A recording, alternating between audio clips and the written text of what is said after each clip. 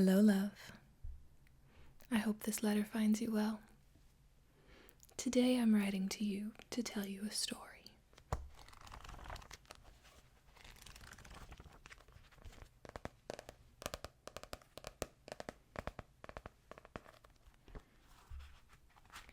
Today I want to read to you another Grimm's fairy tale.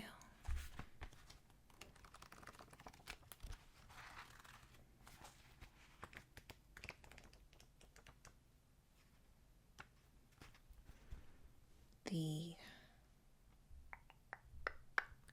10th in this series.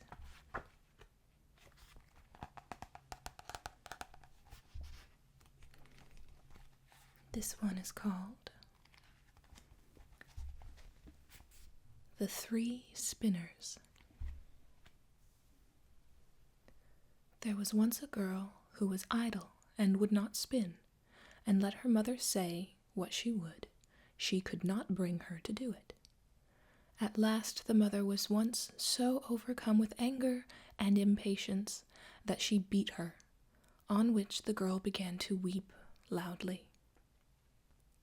Now at this very moment the queen drove by, and when she heard the weeping she stopped her carriage, went into the house, and asked the mother why she was beating her daughter so that the cries could be heard out on the road.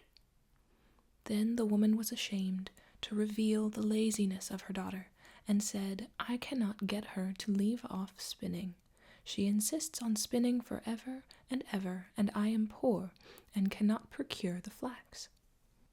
Then answered the queen, "There is nothing that I like better to hear than spinning, and I am never happier than when the wheels are humming. Let me have your daughter with me in the palace.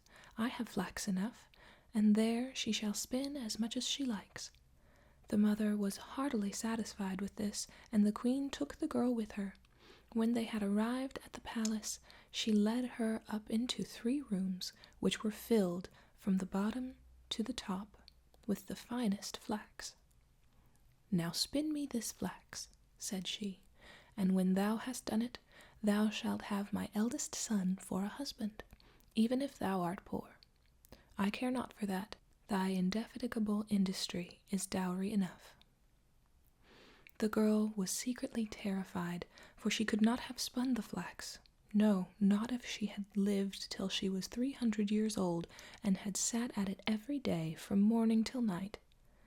When, therefore, she was alone, she began to weep, and sat thus for 3 days without moving a finger. On the 3rd day came the queen, and when she saw that nothing had been spun yet, she was surprised.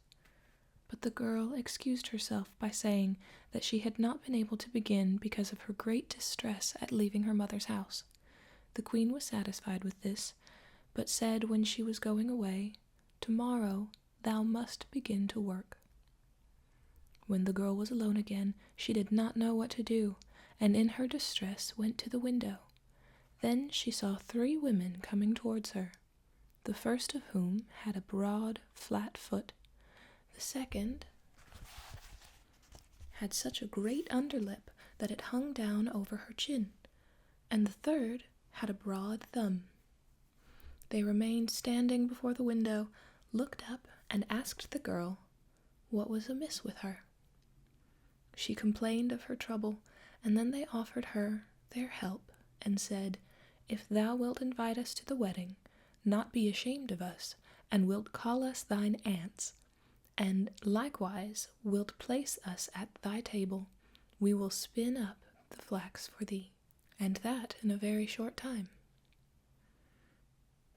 "With all my heart," she replied. "Do but come in, and begin the work at once." Then she led in the 3 strange women, and cleared a place in the first room, where they seated themselves and began their spinning.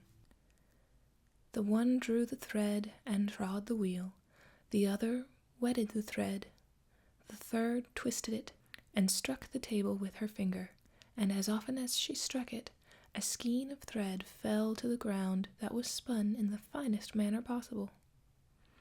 The girl concealed the 3 spinners from the queen and showed her whenever she came the great quantity of spun thread, until the latter could not praise her enough. When the first room was empty, she went to the second, and at last to the third, and that too was quickly cleared. Then the 3 women took leave and said to the girl, "Do not forget what thou hast promised us. It will make thy fortune." When the maiden showed the queen the empty rooms and the great heap of yarn, she gave orders for the wedding, and the bridegroom rejoiced that he was to have such a clever and industrious wife, and praised her mightily. "I have 3 aunts," said the girl, "and as they have been very kind to me, I should not like to forget them in my good fortune. Allow me to invite them to the wedding, and let them sit with us at the table." The queen and the bridegroom said, "Why should we not allow that?" Therefore, when the feast began, the 3 women entered in strange apparel, and the bride said, "Welcome, dear aunts." "Ah," said the bridegroom, "how comest thou by these odious friends?" Thereupon he went to the one with the broad flat foot and said, "How do you come by such a broad foot?" "By treading," she answered, "by treading." Then the bridegroom went to the second and said, "How do you come by your falling lip?" "By licking," she answered, "by licking." Then he asked the third, "How do you come by your broad thumb?" "By twisting the thread," she answered, "by twisting the thread." On this the king's son was alarmed and said, "Neither now nor ever shall my beautiful bride touch a spinning wheel." And thus she got rid of the hateful flax spinning.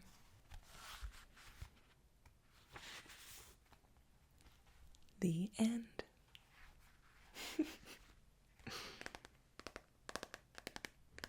That one was so silly.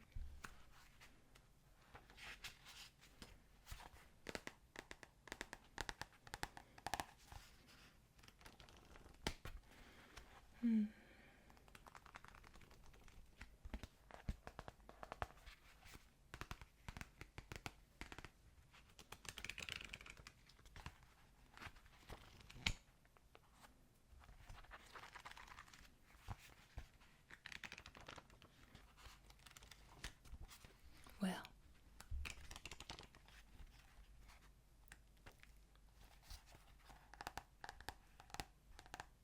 the notions and priorities of the world came from somewhere, didn't they?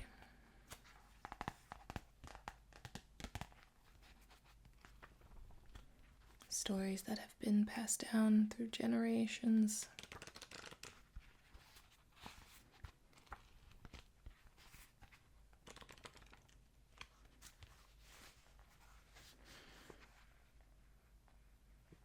Imply that ancient notions stick around.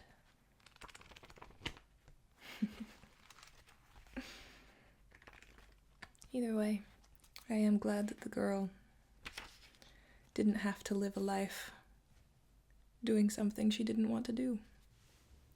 I like to think that the 3 spinners knew what they were doing, knew how to work the system, and were just looking out for the girl.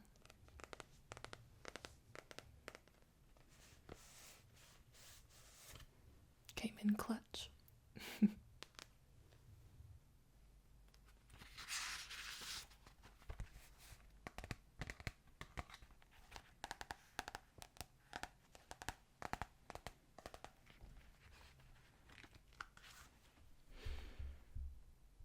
Until I write to you again.